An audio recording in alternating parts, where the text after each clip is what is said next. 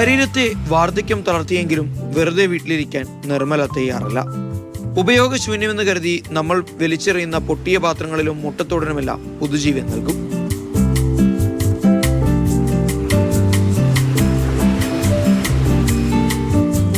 Plastic കവറും പാളയും ഉണങ്ങാത്തിലയുമെല്ലാം സ്നേഹസമ്മാനങ്ങളായി പുനർജന്മമെടുക്കും.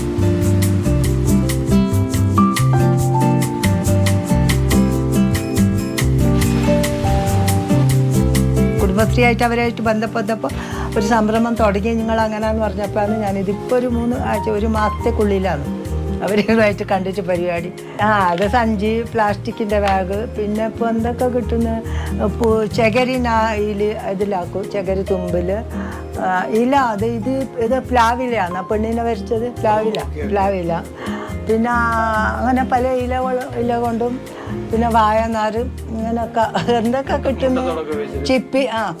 എന്നാന്നൊന്നുമില്ല, എനിക്ക് എൻ്റെ കയ്യിൽ കിട്ടിയാൽ ഇതെന്തെങ്കിലും ചെയ്യണമെന്ന് തോന്നുന്നു, അതുപോലെ ചെയ്യല്.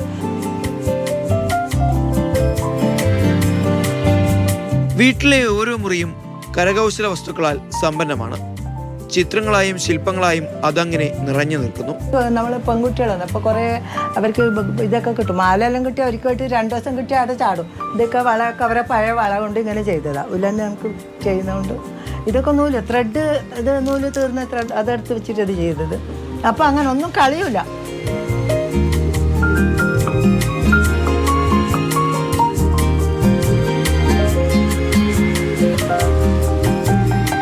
കോവിഡ് കാലത്ത് ഒരു രസത്തിന് തുടങ്ങിയ കരകൗശല നിർമ്മാണങ്ങൾ പിന്നീട് നിർമ്മലയുടെ ജീവിതചര്യയായി മാറി.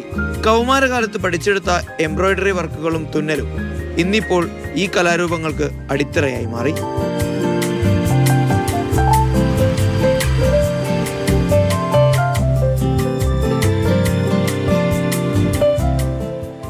മാതൃഭൂമി ന്യൂസ്, കാസർഗോഡ്. സാരംഗ് നമുക്കൊപ്പം ചേരുന്നുണ്ട്. സാരംഗ്, എത്ര ഭംഗിയോടെയാണ് ആ സാധനങ്ങൾ ഓരോന്നും ഉണ്ടാക്കുന്നത് അല്ലേ? പ്ലാവില കൊണ്ടൊക്കെ ഇത്ര മനോഹരമായ സംഭവങ്ങൾ ഉണ്ടാക്കാൻ പറ്റുമോ എന്ന് ചിന്തിച്ചു പോവുകയാണ്. വാർദ്ധക്യകാലത്ത് വ്യത്യസ്തമായി കാണുന്ന നിരവധി ആളുകളുടെ കഥകൾ നമ്മൾ കേട്ടിട്ടുണ്ട്. എനിക്ക് തോന്നുന്നു ഞാൻ തന്നെ ഒരു 5-6 ആളുകളുടെ കഥ വ്യത്യസ്ത രീതിയിൽ പല രീതിയിലുള്ള പ്രവർത്തനങ്ങൾ നടത്തുന്ന വാർദ്ധക്യത്തിലേക്ക് കാലെടുത്ത് വെച്ച ആളുകളെ കുറിച്ചിട്ടൊക്കെ തന്നെ നമ്മുടെ പ്രേക്ഷകരിലേക്ക് എത്തിച്ചിട്ടുണ്ട്. പക്ഷേ ഇതിൽ നിന്നൊക്കെ തന്നെ വ്യത്യസ്തമായിട്ടുള്ള ഒരാളാണ് 78 വയസ്സായിട്ടുള്ള നിർമ്മലമ്മ. ഒരു കാലത്ത് കാസർഗോഡ് നിരവധിയായ സാമൂഹിക പ്രവർത്തനങ്ങളിലൊക്കെ തന്നെ സജീവമായിരുന്ന ഒരാൾ.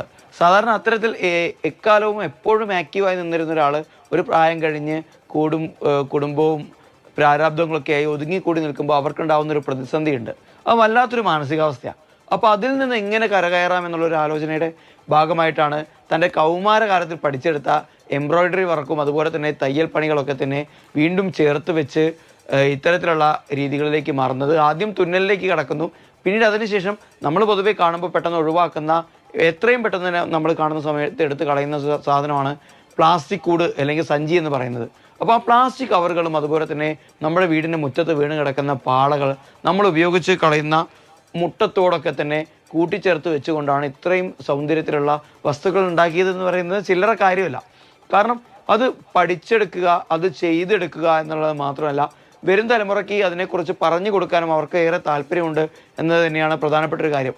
പക്ഷേ വിഷമിപ്പിക്കുന്ന ഒരു കാര്യം എന്ന് പറയുന്നത് മാധ്യമങ്ങളിലൂടെയൊക്കെ തന്നെ തൻ്റെ വിവരം പുറത്തെത്തണമെന്ന് അവർക്ക് ഒരു ആഗ്രഹമുണ്ട്. കാരണം വരും തലമുറയെങ്കിലും ഈ ഒരു ആശയത്തിനോട് ചേർന്ന് നിന്നുകൊണ്ട് തൻ്റെ അരികിലേക്ക് എത്തി ഇത്തരത്തിലുള്ള വിദ്യകൾ പഠിക്കണം എന്നുള്ളൊരു ആഗ്രഹം കൂടി നിർമ്മലാമ്മയ്ക്കുണ്ട്. അപ്പോൾ അത്തരത്തിൽ തൽപരരായിട്ടുള്ള ആളുകളെയൊക്കെ തന്നെ നിർമ്മലാമ്മ ഇരു കൈകളും നീട്ടി സ്വീകരിക്കുകയാണ്. എന്തായാലും നല്ലൊരു കാര്യമാണ്. കാരണം നമ്മുടെ നാട്ടിൽ നമ്മൾ ഉപയോഗമില്ല എന്ന് പറഞ്ഞ് മാറ്റിവെക്കുന്ന സാധനങ്ങളൊക്കെ കൊണ്ട് മറ്റൊരു ഒരു പുനർജന്മം, ഒരു അതിജീവനം തന്നെ നമ്മൾക്ക് ഉണ്ടാക്കി കൊടുക്കാൻ കഴിയുന്നു എന്ന് പറയുന്നത് ഒരു സാധാരണ കാര്യമല്ല. തീർച്ചയായും. എന്തായാലും ഇത് പഠിക്കാൻ ആഗ്രഹമുള്ളവർക്ക് നിർമ്മലാമ്മയുടെ അടുത്ത് പോകും. അതോടൊപ്പം തന്നെ ഈ റിട്ടയർമെന്റ് ലൈഫ്, വാർദ്ധക്യ ജീവിതവും ഒക്കെ ആസ്വദിക്കാൻ ഇങ്ങനെ ഒരു ഹോബി ഉണ്ടെങ്കിൽ വളരെ നല്ലതായിരിക്കും അല്ലേ?